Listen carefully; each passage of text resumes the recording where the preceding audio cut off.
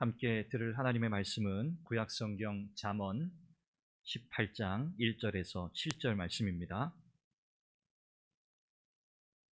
구약성경 잠언 18장 1절에서 7절 교독하는데 1절 제가 먼저 읽고 7절은 함께 읽겠습니다.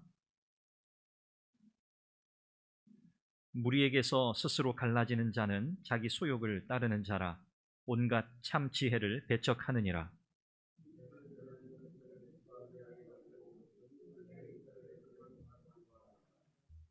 악한 자가 이를 때에는 멸시도 따라오고 부끄러운 것이 이를 때에는 능욕도 함께 오느니라.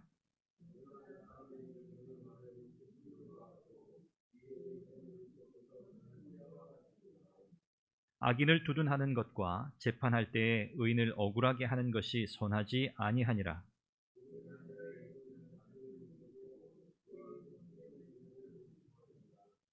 미련한 자의 입은 그의 멸망이 되고 그의 입술은 그의 영혼의 그물이 되느니라. 아멘. 새해를 시작하면서 지혜와 동행하라고 하는 주제를 통해 잠언 말씀을 살펴보면서 우리가 하나님의 은혜를 받고 있습니다. 2022년 여러분의 신앙의 여정이 정말 이 참된 지혜와 동행함으로 복된 삶을 사시기를 바랍니다. 참된 이 형통의 은혜를 누리시기를 바랍니다. 힘들고 어렵고 고통이 많은 세상 가운데서 하나님의 말씀을 사모하고 사랑하고 말씀대로 사는 하나님의 백성들의 삶이 얼마나 고귀하고 의미 있고 가치 있는 삶인지 여러분 주변 사람들에게, 이웃들에게 밝히 드러낼 수 있는 그런 복된 삶을 살아가시기를 간절히 바랍니다. 우리가 하나님의 말씀을 따라 살아가려고 할 때 이것이 아주 쉽게 자연스럽게 되는 일이라면 참 좋을 텐데 그렇지 않습니다. 왜냐하면 우리의 대적이 있기 때문이죠. 우리로 하여금 하나님의 말씀에서 등을 돌리게 하고 그 말씀을 따라 살지 못하게 하는 방해 세력이 바로 이 마귀의 세력입니다. 우리로 하여금 하나님의 말씀에서 자꾸 등을 돌리게 하고요. 등을 돌려서 다른 것 보게 하는 거예요. 세상의 좋은 것들, 세상에서 행복이라고 이야기하는 것들, 세상에서 가치 있다고 말하는 것들에 자꾸만 우리의 시선을 빼앗기게 만듭니다. 그래서 우리가 등을 돌리고 세상으로 뛰쳐가게 만드는 거죠. 마귀가 예수님을 시험할 때 그 시험의 본질이 무엇이었습니까? 바로 그거죠. 하나님에게서 등을 돌리는 거죠. 그리고 세상으로 향해 뛰쳐가게 만드는 거였습니다. 내게 절해라. 그러면 내가 세상의 모든 영광을 너에게 줄게 라고 마귀는 예수님을 유혹했습니다. 참 화려하죠. 그럴듯하죠. 세상의 모든 것을 내가 너에게 줄 수 있어. 세상의 좋은 것, 너가 원하는 것, 가지고 싶은 것, 그래 내가 다 너에게 줄게 라고 말합니다. 그러면서 마귀가 쓰는 전략이 뭐죠? 하나님의 말씀에 대해서 자꾸만 답답한 마음을 주는 거예요. 교회에 대해서 자꾸만 답답한 마음을 주는 거예요. 교회, 예수 믿는 사람들, 성도, 또 하나님의 말씀, 이것이 자꾸만 마음속에서 멀어지게 만드는 거죠. 그러면서 자꾸 우리의 관심을 세상의 것에 빼앗기게 만듭니다. 오늘 1절 말씀에 보면 무리에게서 스스로 갈라지는 자가 있다 그렇게 말씀하죠. 이 무리에게서 스스로 갈라진다. 이 이스라엘 백성들은 개개인의 가치와 의미보다 공동체, 그러니까 백성이라고 하는 의미죠. 하나님의 자녀들의 이 공동체인 이 백성의 개념, 공동체 개념을 굉장히 중요하게 여겼습니다. 이 히브리적인 개념이죠. 그래서 개인보다 늘 공동체가 우선이었어요. 그래서 이스라엘 백성들이 가장 두려워했던 일이 뭐냐면 내가 이 백성들로부터 떨어져 나가는 것, 이 백성의 그룹에서 내가 멀리 떠나는 것, 그렇죠? 뭐 자의로 떠날 수도 있지만 어떤 벌에 의해서 그 공동체로부터 분리되는 것을 이스라엘 백성들은 가장 두려워했습니다. 이것이 가장 큰 불행이요 비극이라고 생각했기 때문에 그렇죠. 이 하나님의 말씀을, 이 말씀의 가치를 깨닫지 못하고 살아가게 되면 여러분 아주 자연스럽게 우리는 어떻게 되냐면 자기의 소욕에 매이게 됩니다. 자기의 소욕에 매이게 돼요. 우리의 타락한 본성이 그렇잖아요. 하나님의 말씀, 하나님이 우리의 삶의 중심이신데 우리가 거기로부터 멀어지게 되면 우리는 자기중심적 삶을 자연스럽게 본능적으로 추구하게 돼 있단 말이죠. 그래서 자기의 소욕, 내 욕망, 추구에 앞장서게 돼요. 그러니까 눈에 보이는 것을 추구하게 된다는 거죠. 하나님, 그분은 보이지 않죠? 하나님의 말씀, 그분의 진리, 그 진리를 따라 사는 삶, 그것보다는 내 눈앞에 보이는, 내가 금방 손에 쥘 수 있는 것을 추구하게 된다는 겁니다. 그러면서 점점 마음속에는 이런 생각이 드는 거죠. 하나님 말씀대로 살았다가는 낭패를 보겠구나. 세상에서 성공은커녕 바보가 되겠구나. 웃음거리가 되겠구나. 야, 이건 아니다. 라는 마음을 점점 가지게 만드는 겁니다. 지금도 여전히 그렇지만 한때 이 청년들이, 기독 청년들이 교회를 많이 떠난다고 하는 이런 이야기들 때문에 참 이 교회가 여러 가지 면에서 다시 한번 또 위협을 느끼기도 하고 또 영적으로 굉장한 도전을 받기도 했었죠. 소위 가나안 성도라고 하는 이런 이름까지도 생겨나지 않았습니까? 그러니까 교회를 바라보니까 답답하다는 거죠. 하나님 말씀대로 살아가는 것이 참 답답하다는 거죠. 또 말씀대로 산다고 하면서도 제대로 살지 못하는 사람들을 보면서 나름대로 마음속에 환멸을 느끼게 되고, 야, 저렇게 산다면 나는 안 살지, 저렇게 신앙생활 안 하지 라고 하는 이런 비판적이고 냉소적인 이런 마음을 가지고 교회를 떠난 청년들뿐만이 아니죠. 교회를 떠나는 사람들이 많았고 또 여전히 지금도 있습니다. 자, 그런데 우리가 잘 이해해야 할 것은요, 교회라고 하는 것은 완전한 것이 아닙니다. 교회는, 이 지상에 있는 교회는 절대로 완전하지 않아요. 불완전해요. 저와 여러분들은 모두 다 죄인이에요. 죄인인 우리가 하나님의 은혜를 입어서 여기 모여 있는 거거든요. 그래서 우리는 여전히 죄인이에요. 죄인들이 모여서 하나님의 은혜를 입은 의인으로 불려지는 죄인인 저와 여러분들이 이곳에서 그 은혜로 말미암아 하나님의 사랑을 기억하고 하나님의 그 크신 은혜를 기억하며 예배하는 거죠. 그래서 우리 안에는 크고 작은 다툼과 갈등이 일어날 소지가 분명히 있고요. 또 우리는 다 연약하기 때문에 서로 만족스러운 그런 모습을 사실 기대하지 못할 가능성이 많아요. 그럼에도 불구하고 우리가 이렇게 교회로 모이고 또 함께 하나님께서 주신 은혜를 사모하고 나누면서 우리가 살아가야 할 삶을 위해서 서로 애쓰며 분투하며 몸부림치는 거예요. 서로의 연약함을 인정하고 서로의 실패를 바라보면서 나도 그렇지, 나도 그렇지. 그러나 우리가 다시 믿음으로 서야지, 우리가 다시 하나님의 말씀으로 살아가야지 라고 하면서 다시 서로를 이렇게 세워주는 곳이 바로 교회입니다. 이 교회의 본질은 그래서 하나님의 말씀을 붙들고 이 세상 속에서 그 하나님의 뜻을 따라 살고자 하는, 순종하며 그 말씀의 능력을 가지고 살고자 하는, 그래서 하나님의 살아계심을 증거하고자 하는 사람들의 이 모임이 바로 이 교회예요. 그래서 하나님은 저와 여러분들을 구원하신 거죠. 1절 말씀에 보면 무리에게서 스스로 갈라지는 자들, 그들은 온갖 참 지혜를 배척한다 그랬어요. 이 배척한다고 하는 것은 적대적인 태도를 가진다, 그런 뜻입니다. 하나님의 말씀에 대해서 적대적인 태도를 가지는 사람들, 이런 사람들이 바로 배척하는 사람들이에요. 하나님의 말씀, 하나님의 지혜가 왜 우리에게는 특별하고 왜 우리가 이것을 붙들어야 합니까? 하나님의 지혜, 하나님의 말씀이 하나님의 능력이기 때문에 그렇습니다. 우리가 말씀대로 살아가야 할 이유가 여기에 있죠. 우리는 하나님의 능력을 힘입어 살아가야 할 사람들이잖아요. 내 능력, 내 힘이 아니라 하나님께서 주시는 힘과 능력, 그분의 지혜로 이 땅을 살아가도록 새롭게 그리스도 안에서 구원받은 하나님의 백성이기 때문에 우리는 절대적으로 하나님의 지혜, 하나님의 말씀에 붙들어야 할 줄로 믿습니다. 자, 그런데 미련한 사람은요, 말씀해 보니까 명철을 기뻐하지 않는데요. 명철을 기뻐하지 않는다. 이 명철이라고 하는 단어는 분별력, 그런 뜻입니다. 분별력. 하나님의 말씀을 통해서 주어지는 분별력, 이것을 성경은 명철이라고 그렇게 말해요. 미련한 사람은요, 하나님의 말씀의 가치를 인정하지 않아요. 불신자들, 하나님을 알지 못하는 자들, 예수 그리스도를 믿지 않는 자들, 그들은 당연하죠. 그러나 성도된 우리 가운데 혹여라도 하나님의 말씀의 가치를 인정하지 않고 그 말씀과 무관하게 사는 사람이 있다면 그 사람은 미련한 사람과 같아요. 이런 사람은 어떻습니까? 하나님의 말씀을 들어도 기쁨이 없어요. 말씀을 배우는 것에 별 관심이 없어요. 몸은 여기 있을 수 있어요. 그러나 그의 마음이 그 말씀을 들음으로 변화되지 못해요. 자기 주장만 하기에 급급한 사람이 되고요.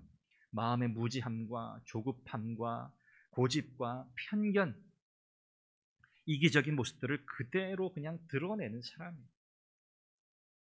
이런 사람을 성경은 미련한 사람이라고 그렇게 표현합니다. 여러분, 저와 여러분들은 하나님의 말씀 듣는 것을 가장 큰 기쁨으로 여기시기를 바랍니다. 이것이 우리의 가장 큰 기쁨이 되어야 해요. 그래서 말씀을 듣는 자리에서 우리는 절대 멀어지면 안 돼요. 그렇죠?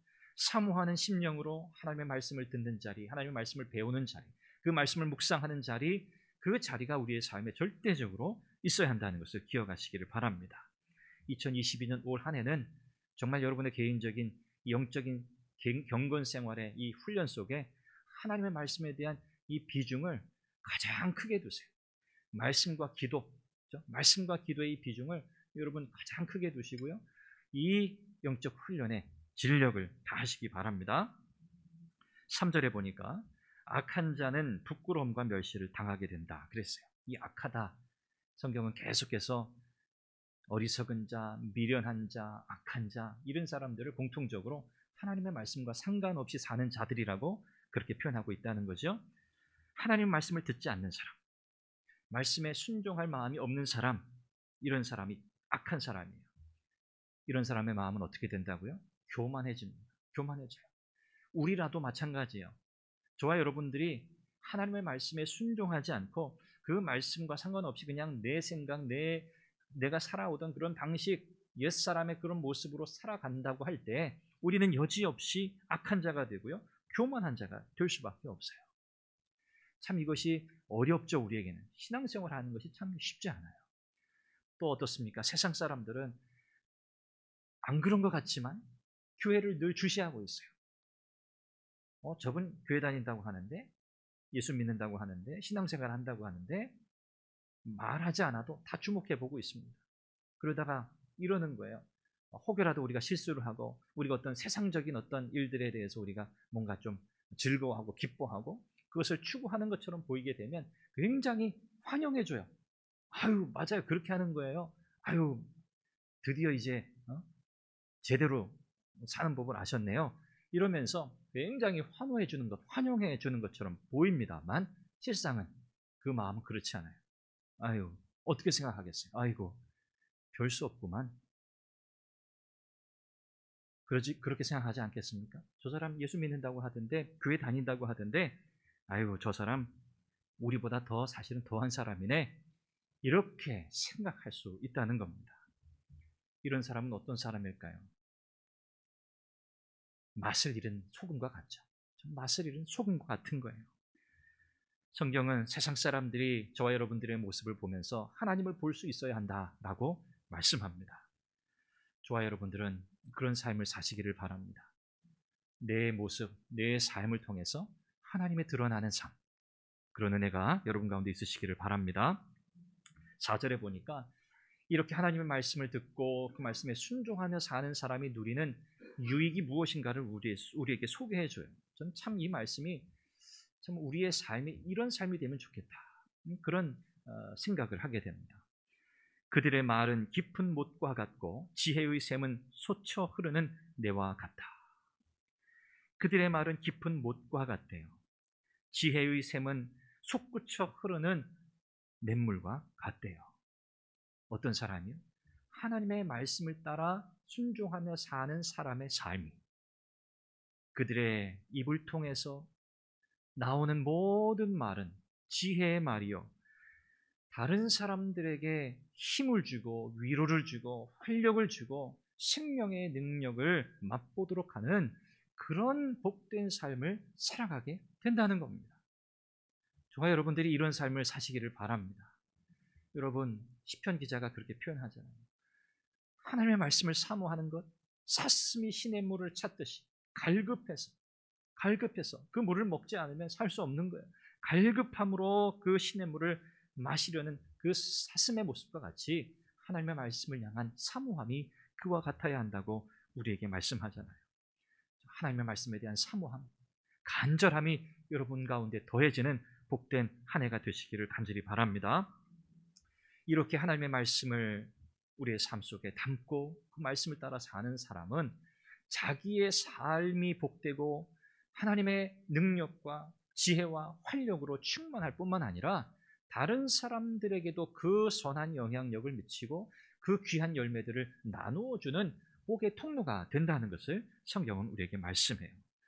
제가 여러 번 말씀드렸듯이 저와 여러분들 때문에 세상이 복을 받아야 돼요. 내 주변에 예수 믿지 않는 사람들이 나로 인해서 복을 받아야 돼요. 여러분, 복의 통로가 되시기를 바랍니다. 복의 통로가 되셔야 돼요. 세상살이는 불 붙는 사막과 같다. 어떤 분이 그렇게 표현했어요. 불 붙는 사막과 같다. 여러분, 불 붙는 사막 어떻게 해야 돼요? 그 뜨거운 열기, 그것을 식혀줄 수 있는 길이 사실 뜨거운 사막에서 뭐가 있겠어요? 조금 가다가 지쳐 쓰러져 죽고 맙니다. 오직 불 붙는 사막과 같은 세상살이에 유일한 생명의 물, 다시 우리의 생명을, 그 불을 끄고 우리에게 생명을 공급하는 그 능력은 바로 하나님의 말씀인 줄로 믿습니다. 말씀이 우리의 삶에 공급될 때 우리의 삶에 불과 같은 여러 문제들 하나하나 해결되고 풀어질 줄로 믿습니다. 또한 우리의 믿음이 더욱 깊어지게 되고 하나님을 더욱더 신뢰할 뿐 아니라 하나님께서 우리의 삶에 회복의 은총을 베푸실 줄로 믿습니다. 5절 말씀 이하에 보니까 정의가 무엇인가? 하나님은 또 우리에게 말씀하세요. 정의에 대해서 여러 가지로 정의할 수 있겠죠. 어떤 사람들은 남을 해치지 않으면서 법을 지키는 그런 삶을 사는 것, 이것이 정의다 이렇게 표현하기도 하고, 또 어떤 분들은 공평한 것이 정의다 이렇게 표현하기도 합니다. 그런데 하나님의 백성인 저와 여러분들에게 이 정의라고 하는 이 개념은 조금 달라요. 저와 여러분들에게 이 정의는 무엇이냐면 하나님의 말씀이 우리 안에 충만하기 때문에 우리 안에서 그 말씀으로 인한 부흥이 일어나고 그 일어난 부흥, 그것 때문에 우리의 마음속에 하나님을 향한 사랑, 하나님의 사랑이 가득 차 있는 상태, 이것이 저와 여러분들에게 정의예요. 그 말씀 속에 사로잡혀 사는 우리의 삶, 말씀을 통해 우리 안에서 성령께서 역사하심으로 일어나는 그 영적인 부흥, 그 은혜로 가득 차 있는 그 마음의 상태, 이것이 정의라는 말씀이죠. 우리는 다른 표현으로 성령 충만이다 그렇게 표현해요. 성령 충만이다. 그래서 우리의 신앙의 중요한 고백 중에 하나는 뭐냐면 하나님의 말씀으로 충만한 것이 성령 충만이다. 하나님 말씀의 충만이 곧 성령 충만이다 이렇게 표현해요. 성령 충만하면 어때요? 여러분, 육체의 일들이 자리 잡을 곳이 없어요.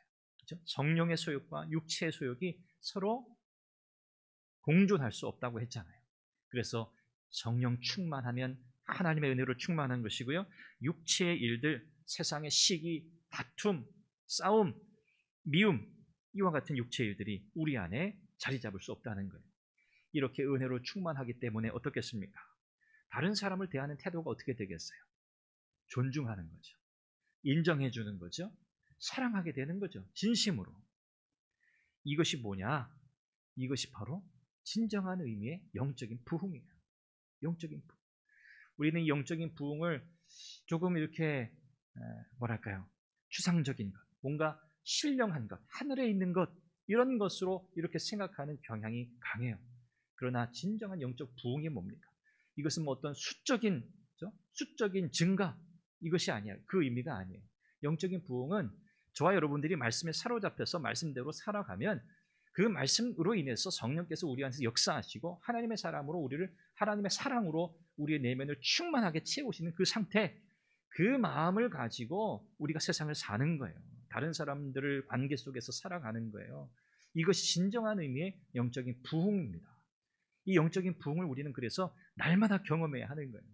어떤 특별한 어떤 부흥이 아니고요. 정말 하나님, 내 안에 말씀으로 충만한 성령 충만한 삶을 살아가게 해주십시오. 이것이 진정한 의미의 영적인 부흥이라고 믿습니다.